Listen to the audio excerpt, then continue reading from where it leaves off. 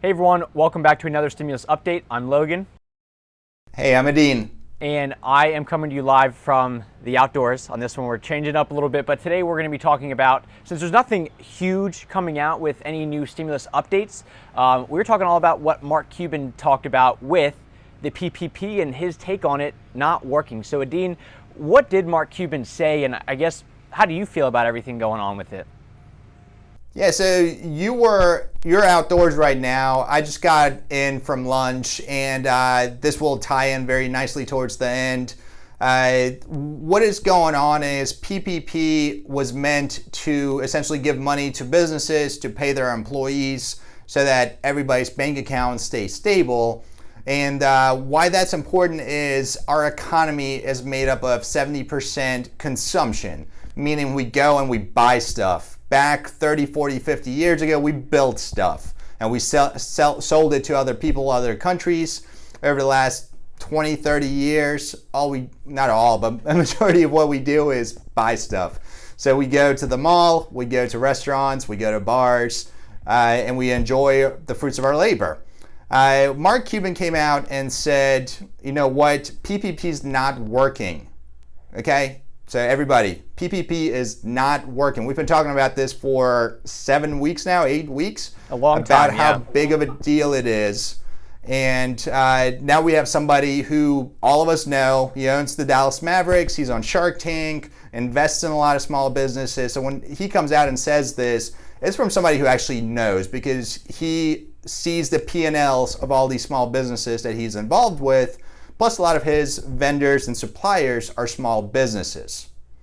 So he comes out, he says it's not working. I mean, Edin, you're an accountant. You and I, I own a marketing agency. We both work with a lot of other small businesses. So from your side of things, are you in line with Mark Cuban saying? I mean, based on what you're seeing and understanding about the program? Right, so I lost my track in terms of where I was going with my lunch story. So I came back from lunch from a very popular restaurant here in Charlotte, and usually on a Saturday you have a very hard time finding a spot. And we walked in there, and I don't even know if 25% of the restaurant was full, which was very surprising. Now I understand we're only allowed to have 50% capacity, we have social distancing, but the problem with all of this is, one, are people actually interested in going out and spending money? And then two, how is that affecting the business itself? So if you think about a retail store or a restaurant that can only have 25 or 50% capacity, how are they going to pay their rent? Because the landlord's not going to say, well, you had 25% capacity, I only want 25% rent. And from that perspective, I think you're seeing Cuban come out and say, look, it's not working, because even though we're giving PPP to the businesses, they're not able to rehire everybody. They're not able to pay everybody the same amounts. And then those people are not turning around and doing the same things that they did 6 months ago. And therefore, we're going to have a real structural problem with our economy. Yeah, and that's something that we talked about the other day on one of our videos, where these restaurants that are opening up at 50% capacity, 25% capacity, whatever it is, you have half as many people that are able to come in and spend money there. Then on top of that, these restaurants are reliant on how fast they can turn a table over.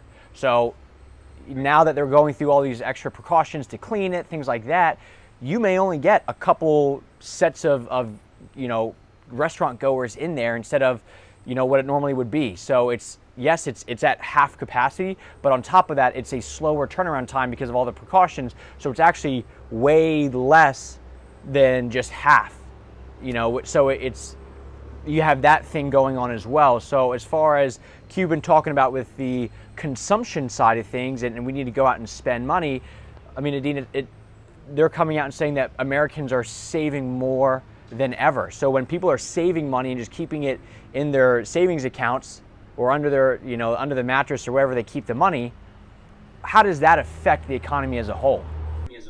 So this goes back to another great video we did, I don't even know how many days ago, but when we were talking about the Federal Reserve, who is the Federal Reserve, what do they do?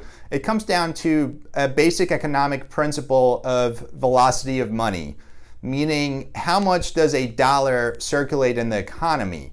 And the basic premise is that if you put a dollar into the economy, it goes through the whole system 3 to 4 times. So that means if I go to the restaurant or the store and I spend a dollar, they're going to take that dollar and turn around, pay rent, pay utilities, pay their suppliers, who are then going to pay their employees, who are going to keep going around, right? So when you have more people saving their money and keeping it in their bank account, we don't have this velocity and this impact, this multiple of that money coming back out into the economy, which means naturally that our GDP growth, which is how we measure our economy, is going to ultimately slow down. And this is what everybody's afraid of in terms of recession or depression. The word depression has been thrown around a lot lately, and it's because of this whole idea of people are scared to spend money. And unfortunately, if everybody's saving money, you have some economists are saying, you have like the trickle-down idea, which is give it to the big corporations and let the money flow through. Then you have the opposite, which is give it to the consumers and let them stimulate the economy by spending. But if everybody's saving money, then you give them this stimulus check. But if they're just going to sit on it, it doesn't do much for the economy. And you have the Republicans on one side saying any sort of second round money that comes out, which they're all at this point saying 100% this will be a thing, they seem to have like their number one priority be let's get everybody back to working again. Right, because it solves the issue here, right? The biggest reason why people are saving money is because they're sitting at home and they're concerned. They're worried, when do I go back to work? Am I going to lose my job? And so when that happens, you mentally switch and you say, okay, well, we used to go out to dinner 3-4 times a week. Now we can't. The restaurants are closed. So now you're saving that money. You're paying down debt. You're paying down credit cards. You're paying down your home mortgage or whatever if you can. And so all of that slows down. And with the stimulus, it's so unique. And we've seen a couple of the retailers come out and say it has helped. So Walmart came out last week, said it's been a great impact. Grocery stores, Harris Teeter, Kroger, they've come out and said this has been great. Amazon has struggled to keep up with demand during all of this because they can't deliver as quickly as they usually do, which tells you the demand is there. The question is the velocity of money there? And it has shifted from, can we go to our local places that we're used to now we're doing more stuff online. And that's going to cause disruptions across the whole system. But as it relates to more stimulus, it is definitely going to be necessary because we have to figure out how to get money back into people's pockets and then incentivize those people to go back out and spend. Because if they are sitting on that money at home, that's not helping. Now, what we are going to see, and this is true with every sort of slowdown, is that people do save more and they pay off debt. That's a natural part of the cycle. And so that's what you're seeing here. People are saying, okay, well, I'm not certain that I'm going to get my paycheck every week, every 2 weeks, every month.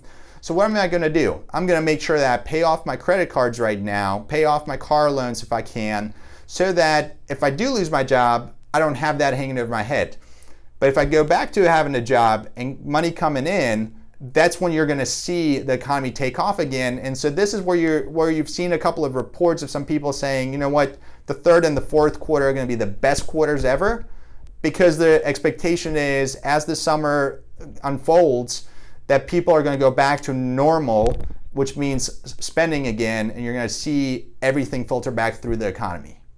So that's interesting because that is exactly what Kevin Hassett, who's an economist, but he's one of the top White House advisors, is saying, is that Q3, Q4, and 2021 are going to be some of the strongest, quarters and years ever, because it's going to have this huge. Because everybody's been saying, this it's going to be this V-shaped, I guess growth is what's going on. But as this thing lingers on longer and longer and longer, Democrats are coming out saying, hey, it may not be as big of a takeoff as we're thinking it is. So a lot of stuff, again, still up in the air, but it's really interesting that it almost seems like what needs to happen is when they give the stimulus money out, almost like a hey, look, now you got to spend it or else it expires, or something, which I think that goes into a whole other side of like, now the government's telling you how to spend your money, which I think would probably cause a lot of personal liberty issues.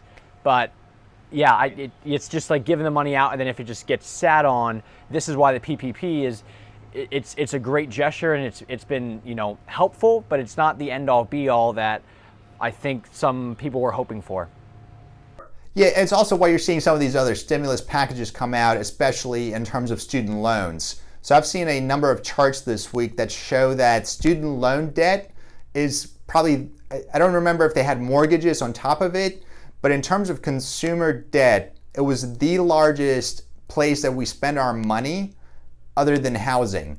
So that's why you're seeing all these stimulus proposals saying, okay, we're going to knock off 10 grand of your student loans. We're going to knock down your interest rates. We're going to do this and that for your student loans. And even before all of this, you've heard a lot of chatter about we need to address student loan debt because it's one of the biggest overhangs over people's finances that stops them from spending money. And so I think whatever stimulus package you do see passed here in the near future, I think student loans are going to be a big part of it, because that is going to be the golden ticket to free up people to go out and spend. Yeah, I mean, and we talked about that in the CARES Act round one. That actually has a stipulation that allows you to pay off your employees' student loans. So, yeah, I mean, it really was like coming into all this stuff that we were looking at this, like what, you know, what's going to be if there is a recession in 2020, what's going to be the reason behind it, things like that. And I think a lot of people always thought it's going to be something related to student loans. But that's interesting. I never realized how widespread it really was. Oh yeah, it's bigger than car loans. It's bigger than credit card debt. And I mean, it makes sense. Most people are leaving college with six-figure debt. The only other thing that's six figures that you ever buy in your life is usually a house. So it's astronomical, plus your mortgage is 30 years long. Your student loans are typically 10 years long. So that means if you have a six-figure debt burden that you got to pay down in 10 years, those are big dollar amounts every month that are coming out of your spending, out of your budget. Yeah, it definitely is. So let's go ahead and wrap this thing up. So Mark Cuban comes out, says PPP is not working. So from everything that we're seeing, and you know, the rock star of an accountant that Edin is, it pretty much comes down to, guys, is just consumer spending. Like, people have to get back out there, have to spend to make the economy continue to grow in the right direction. So yeah, so everybody go out this weekend, spend some money, and come back and check us out for some more videos on what's going on in DC. Beautiful. Everybody, thank you very much. Have an awesome Memorial Day weekend. And as always, make sure you stay subscribed to this so we bring you any new updates that are coming out of Washington or anywhere else. You are always going to be the first ones to know. Thank you.